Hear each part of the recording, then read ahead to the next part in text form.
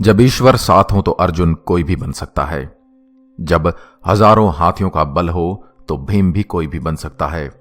जब आपकी सेना में सेनापति पितामह भीष्म और द्रोणाचार्य जैसे हों तो कोई भी दुर्योधन भी बन सकता है। परंतु जब मृत्यु सामने हो तो अभिमन्यु केवल कोई एक ही बनता है।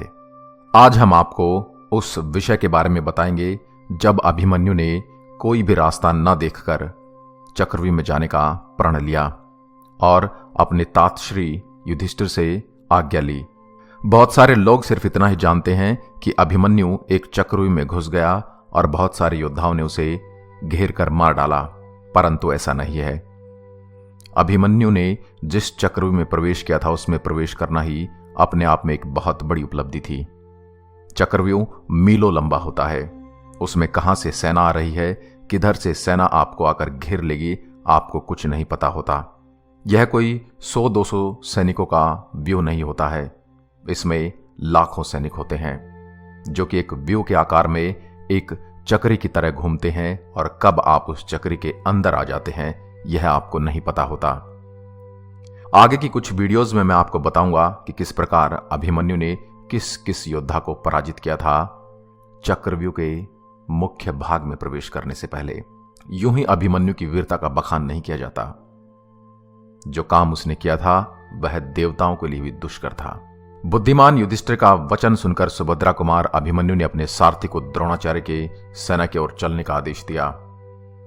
राजन, चलो चलो, ऐसा कहकर अभिमन्यु ने बारंबार प्रेरित करने पर सारथी ने उससे इस प्रकार कहा, आयुष्मान, पांडवों ने आपके ऊपर बहुत बड़ा भार रख दिया है।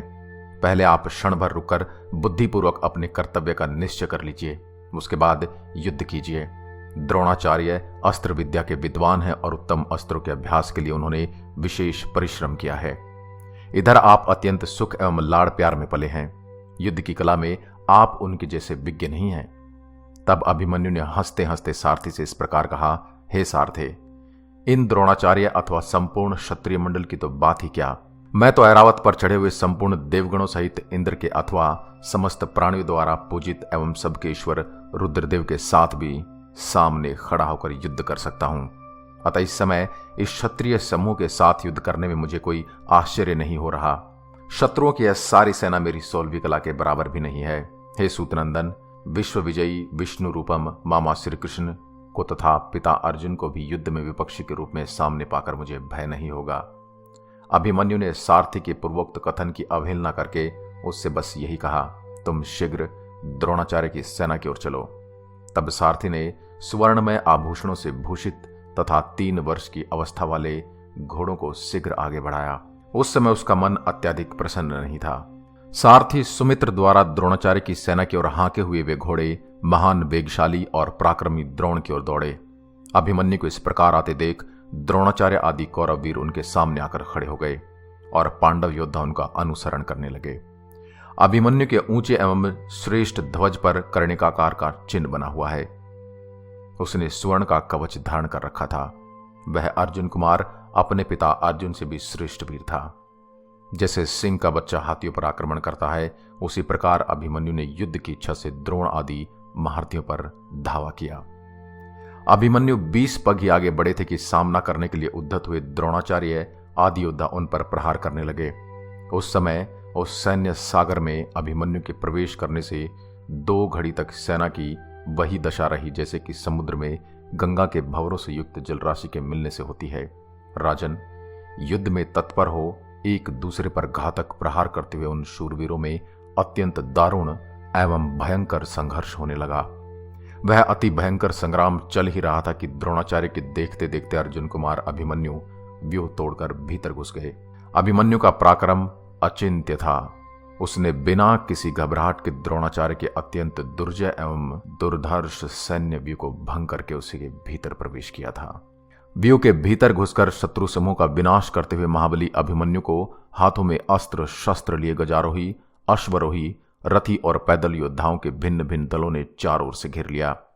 नाना प्रकार के वाद्यों की ध्वनि, कोलाहल, ललकार, गर्जना, हुंकार, सिंहनाद, ठहरो ठहरो की आवाज और घोर हल्लाहल शब्द के साथ, न जाओ, खड़े रहो, मेरे पास आओ, तुम्हारा शत्रु तो मैं यहां हूं, इत्यादि बातें बारंबार करते हुए वे वीर सैनिक हाथियों के चिंगाड़, घुंघरुओं की झुनझुन, अट्टहास, हाथों की ताले के शब्द तथा पहियों की घरघराहट से भारी वसुधा को गुंजाते हुए अर्जुन कुमार पर टूट पड़े।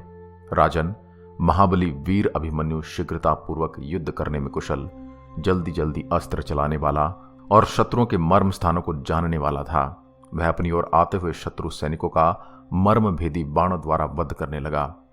नाना प्रकार के चिन्हों से सुशोभित पैने बाणों की मार खाकर वे बहुसंख्यक कौरव वीर विवश हो धरती पर गिर पड़े, मानो ढेर के ढेर पतिंगे जलती आग में पड़ गए हों। जैसे यज्ञ में वेदी के ऊपर कुश बिछाए जाते हैं, उसी प्रकार अभिमन्यु ने तुरंत ही शत्रुओं के शरीरों तथा विभिन्न अवयवों के द्वारा सारी रणभूमि को पाट दिया। महाराज, अर्जुन कुमार अभिमन्यु ने अपने सहस्रों सैनिकों की उन भुजाओं को तुरंत काट डाला जिनमें मनोहर सुगंध युक्त चंदन का लेप लगा हुआ था। वीरों की उन भुजाओं में गोह के चमड़े से बने हुए दस्ताने बंधे हुए थे। धनुष और बाण शोभा पाते थे।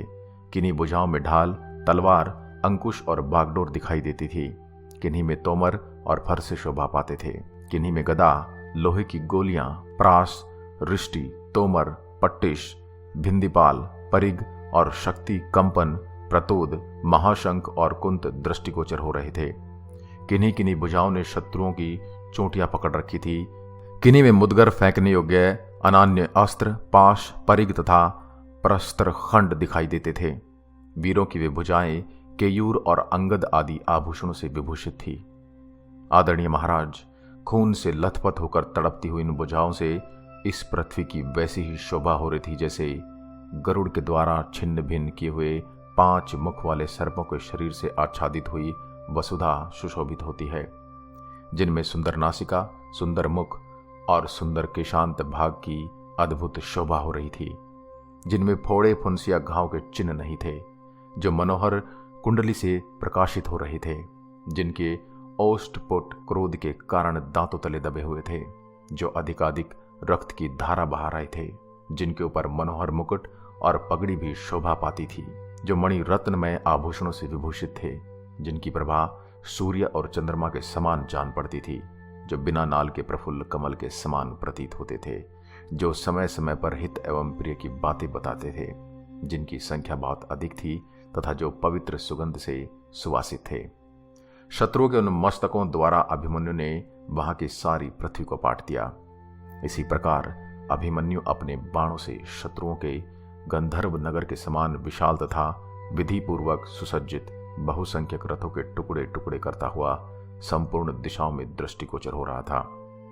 उन रथों के प्रधान ईशादंड नष्ट हो गए थे, त्रिवेणु चूर चूर हो गए थे, स्तंभ दंड उखड़ गए थे, उनके बंधन टूट गए थे, जंगा और कुबर टूट फूट गए थे, पहियों के ऊपरी भाग और अरे चौपट कर दिए गए थे, पहिए रथ की सजावट के समान और बैठकें नष्ट भ्रष्ट हो गई थी, सारी सामग्री तथा रथ के अवयव चूर चूर हो गए थे, रथ की छतरी और आवरण को गिरा दिया गया था तथा उन रथों के समस्त योद्धा मृत्युलोक से प्रस्थान कर गए थे।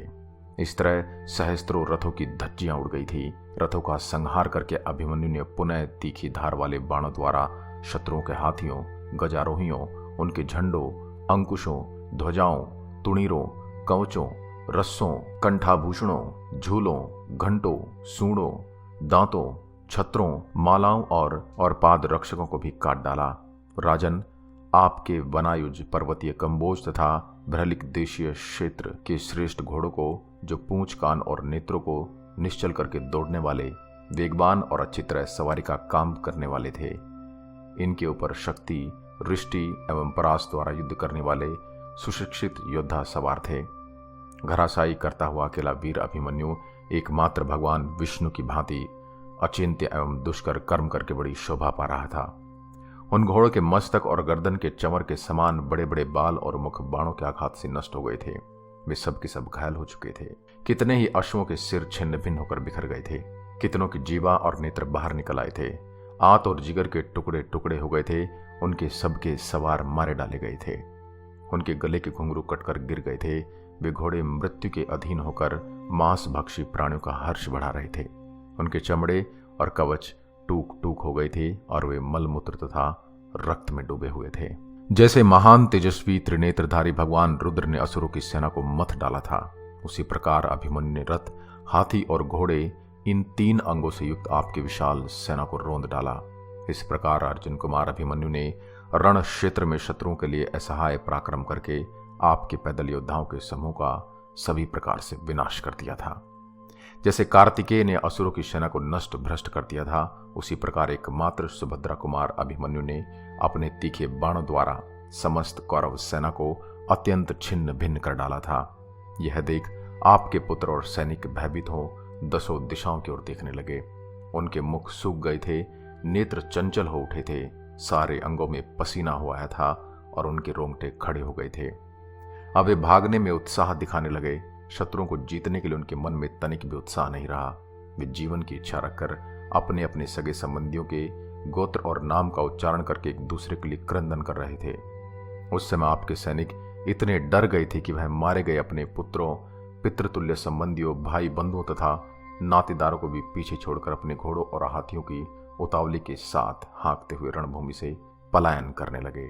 आशा करता हूं हमारा आज का यह अंक आपको बेहद पसंद आया होगा। अगले अंक में बताऊंगा कि इसके बाद अभिमन्यु ने किस किस योद्धा के साथ युद्ध किया और युद्ध का परिणाम क्या रहा। ऐसे ही अन्य वीडियोस के लिए आप हमारे चैनल को लाइक करें, शेयर करें एंड सब्सक्राइब करें। जय हिंद, जय भारत।